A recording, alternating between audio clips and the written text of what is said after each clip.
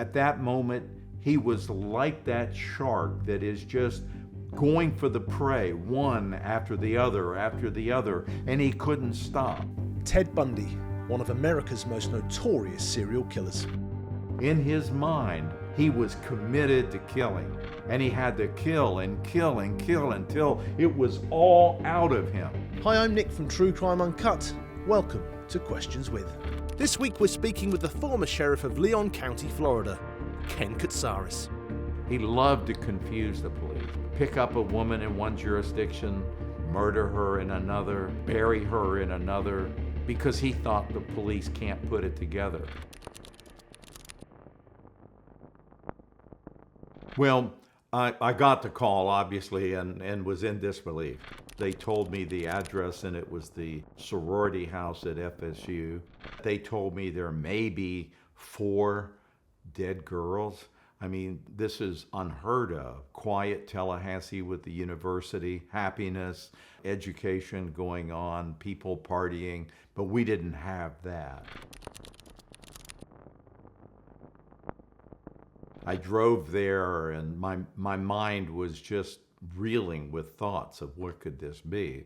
When I got there, I did check with the investigators who had been inside. They had secured the scene.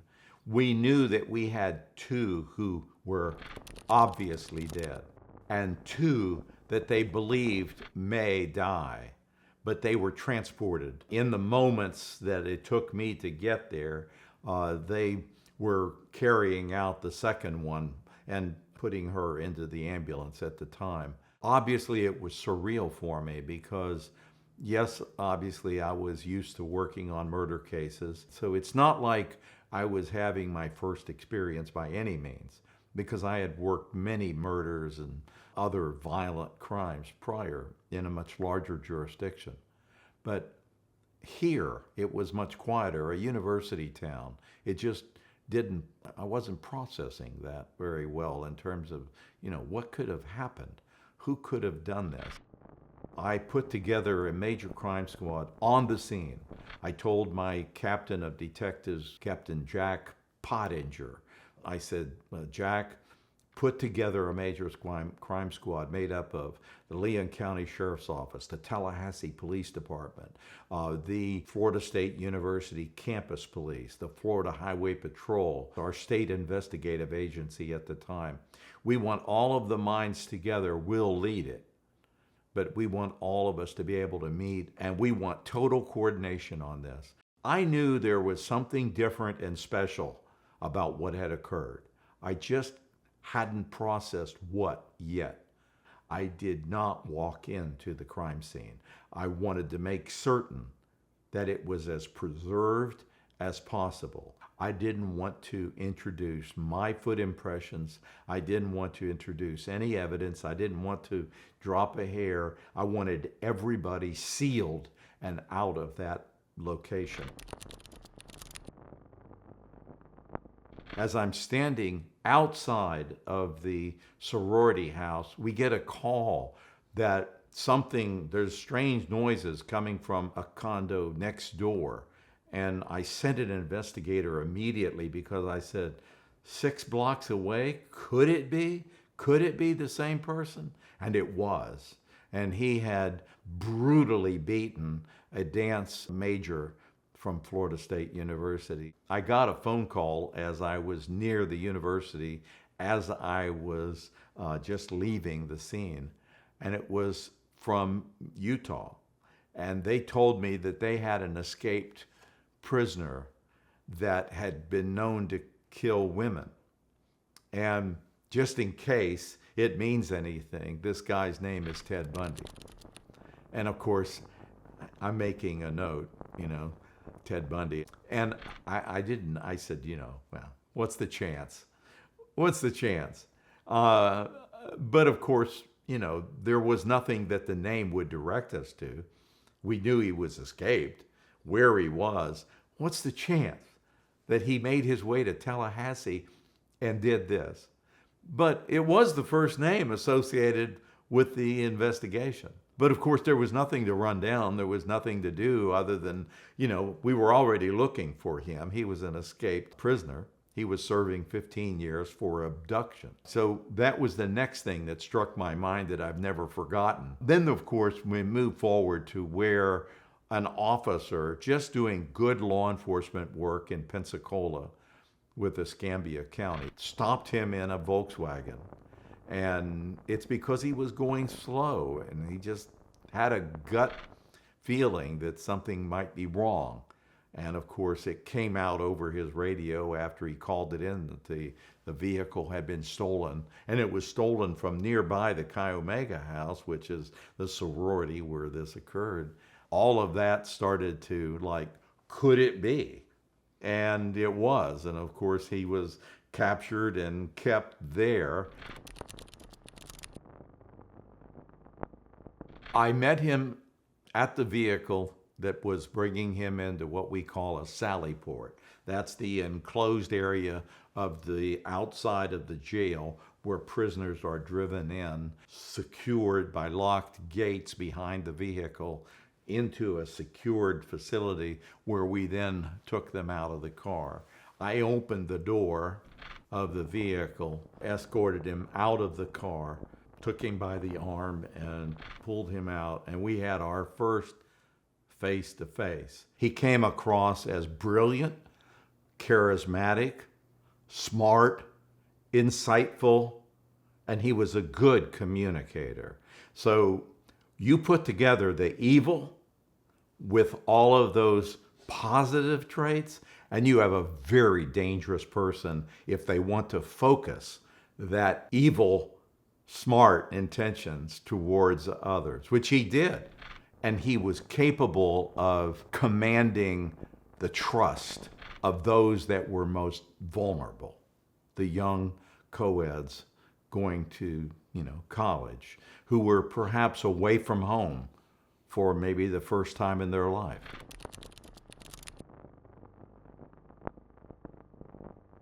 I started directing now my investigators to go there and start interviewing him. The first name he gave was not his. He had a stolen driver's license with a picture that, could have been him. So he was using that. And the name happened to be one of our standouts at Florida State University, who was a known swimming standout, an athlete. That person wasn't missing, but he was missing his driver's license. So we knew now that that was not the proper identification. That even piqued our curiosity more. My investigators went, started talking to him, and now he got really weird on us. Now he was messing with us, messing with the law enforcement officers, messing with their mind. He knew that he wanted to trip them up. So he said, I'll talk to you, but I won't talk to you unless it's around midnight. And I want to be near a window. I want to be able to see the full moon. Okay, now, obviously he didn't need any of that.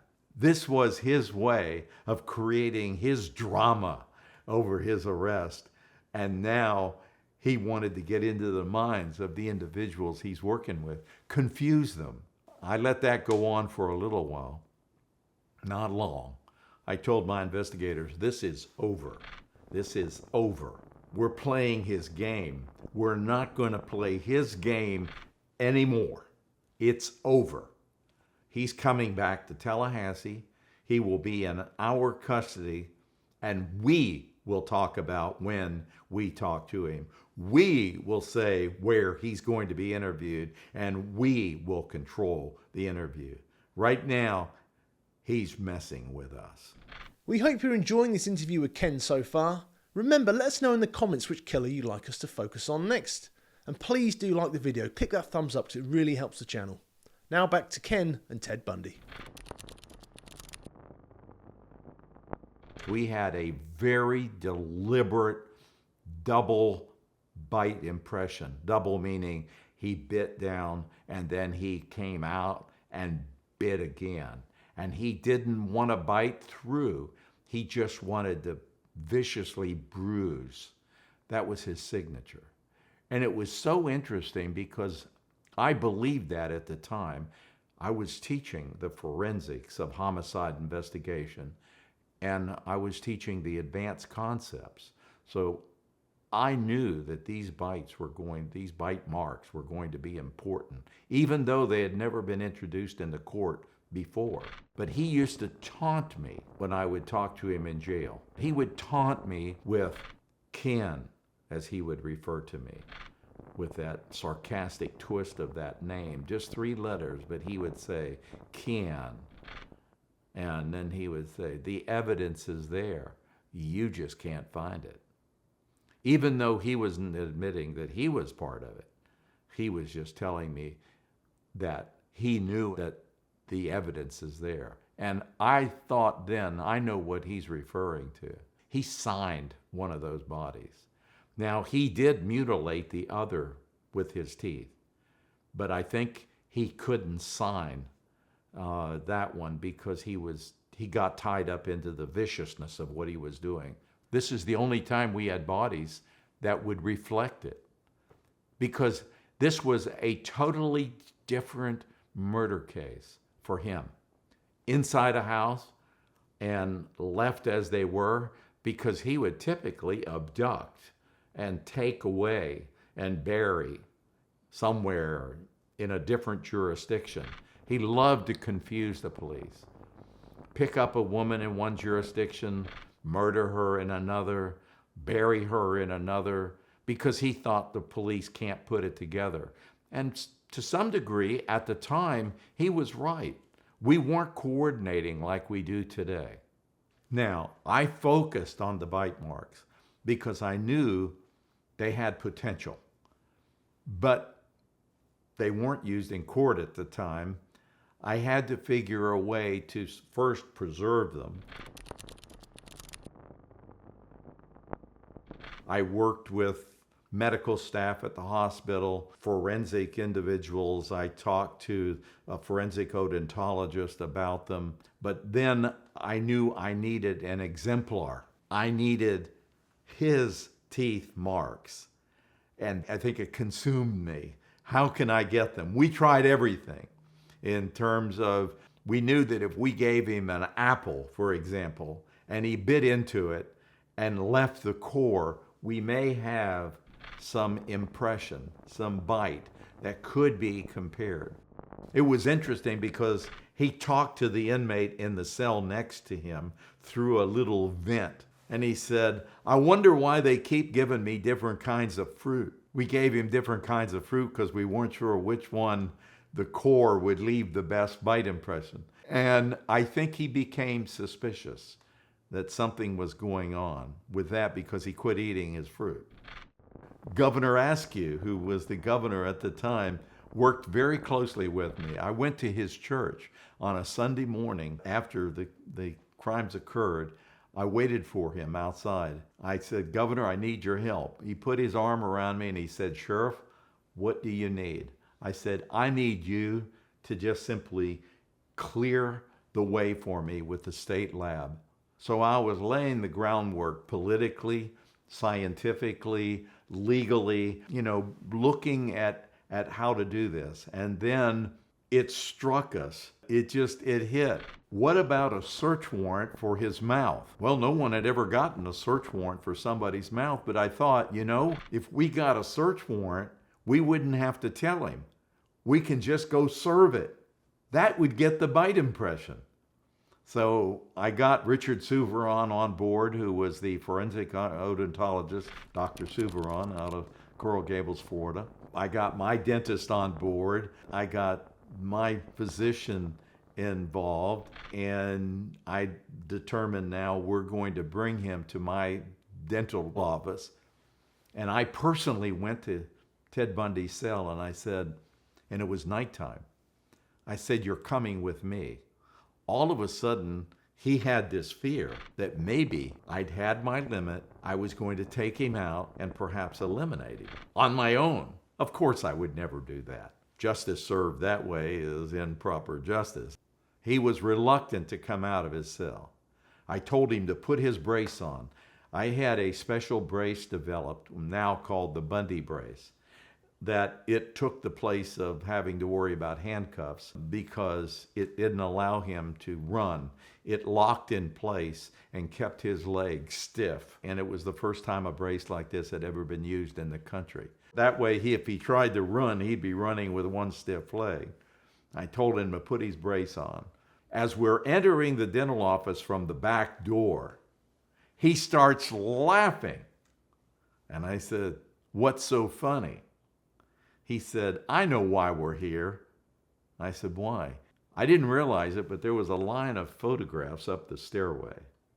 And he thought that I brought him to a photography studio. He said, "You don't have a camera good enough to capture my image. You want a good picture of me." I said, "Oh yes, I want a good picture of you." And I escorted him up the stairway because he couldn't walk it very well with the brace. And then the door opened. And there sat three men with little white smocks on and the dental chair behind them. And he knew that was the moment that he came to grips with the signature. That's when I realized, yes, I was right. He started screaming for his attorney, just like he knew exactly what we were going to do. And then I told him, we're going to take a bite impression. And he said, "You can't do that." And I said, "I have a warrant." We read through the warrant for his mouth. And I had the judge put in there that we could use any and all force reasonably necessary to retrieve any evidence that is associated with this case from his mouth. And I showed him the contraptions that they use post-mortem to keep the mouth open when they have to do dental work, because they had brought those along. He looked at me. He sat down in the dental chair, smiled, and said, "Ken, you know I'm not a violent person. Do what you need to do."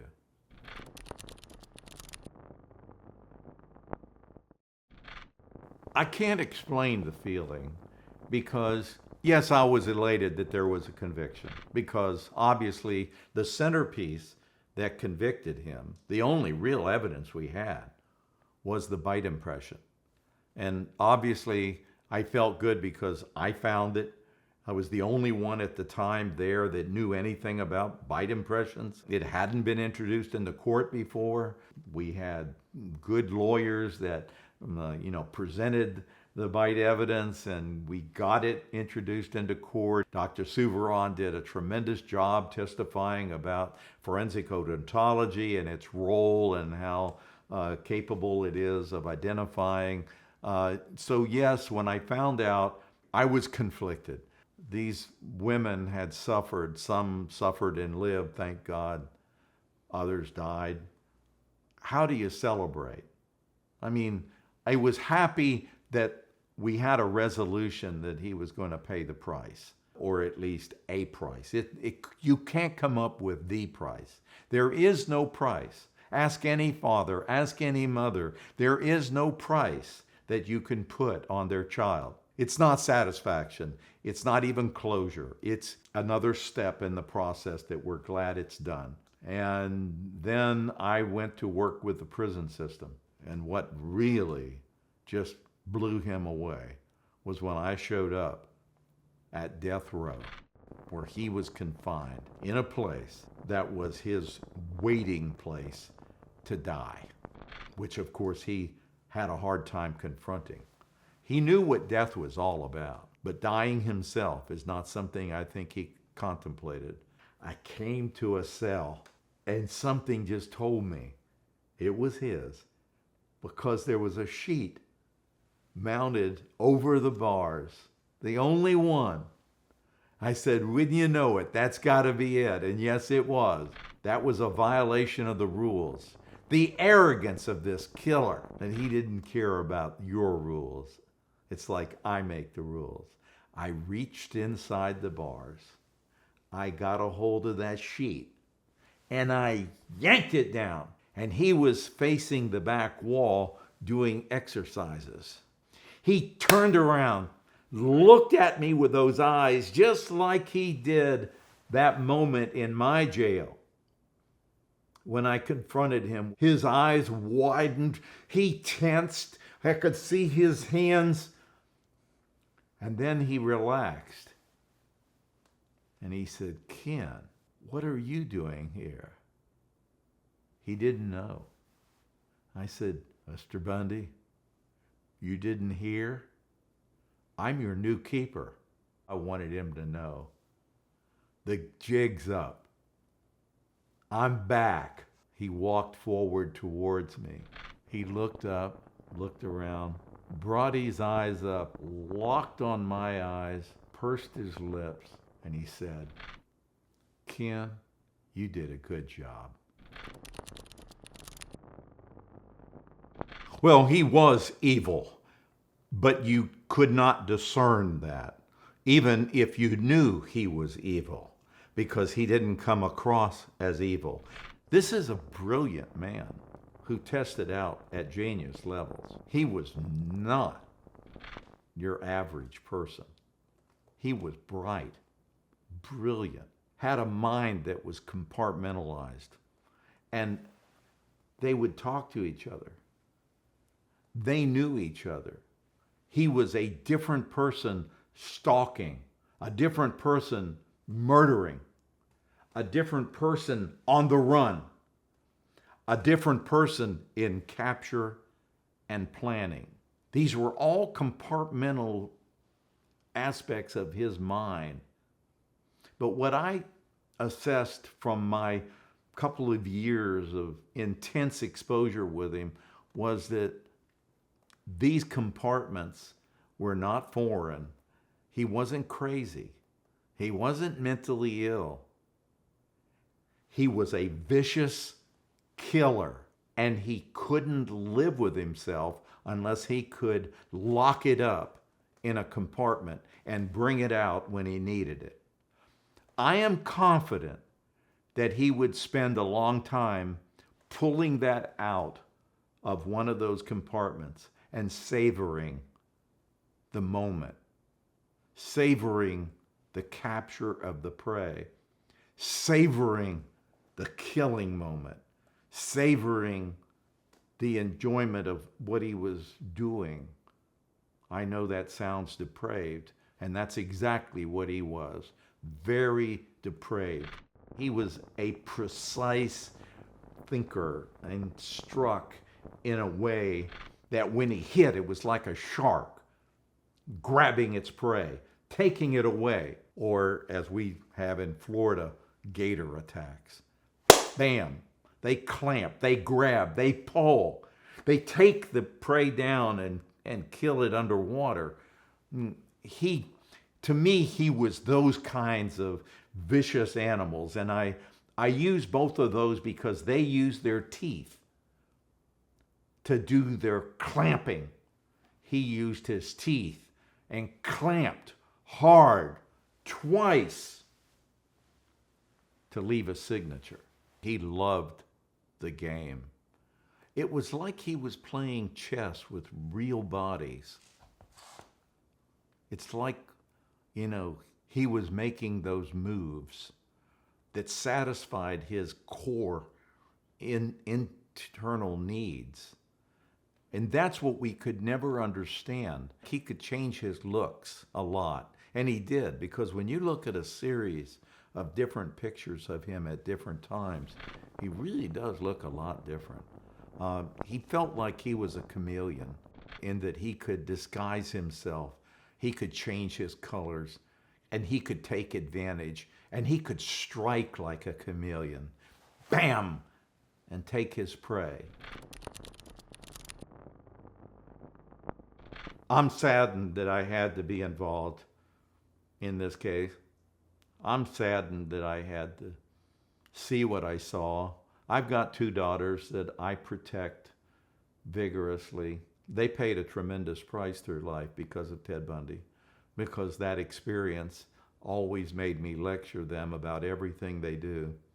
Every moment that they're out, every moment they're away, every moment they're somewhere. They probably have more of a mental impression of the ability of a Ted Bundy than anybody, because obviously as a father I was protecting them with what I know. But I will say this, if it had to be somebody, I'm glad it was me at that moment, because I did know about bite marks.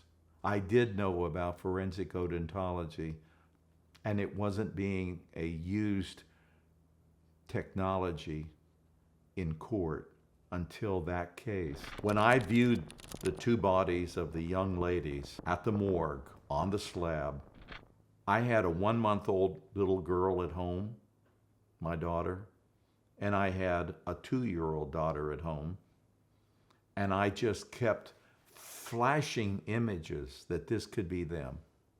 I made myself a promise in the morgue. Somebody's going to pay for this. It took a total commitment.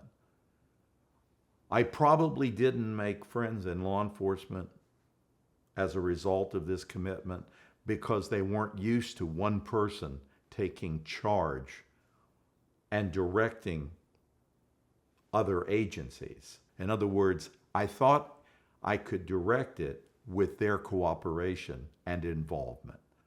Had I not found, recognized, fought for their preservation, and done it in the proper manner, he would not have been convicted of these crimes. So on that count, I'm glad that the most educated serial killer met the most educated sheriff. Ted Bundy would eventually confess to murdering 30 women across 7 states in the US. However, investigators believe he could have killed up to 100 victims during his murderous career. On January the 24th, 1989, Ted Bundy was executed at Florida State Prison via the electric chair. He was 42 years old. We hope you enjoyed this interview with former Sheriff Ken Katsaris on his role in the Ted Bundy investigation. If you'd like to see more videos like this with other detectives on the world's most infamous killers, then please subscribe and give us a thumbs up below. Let us know in the comments which killer you'd like us to cover in the future. Thanks for watching, and we'll see you next time.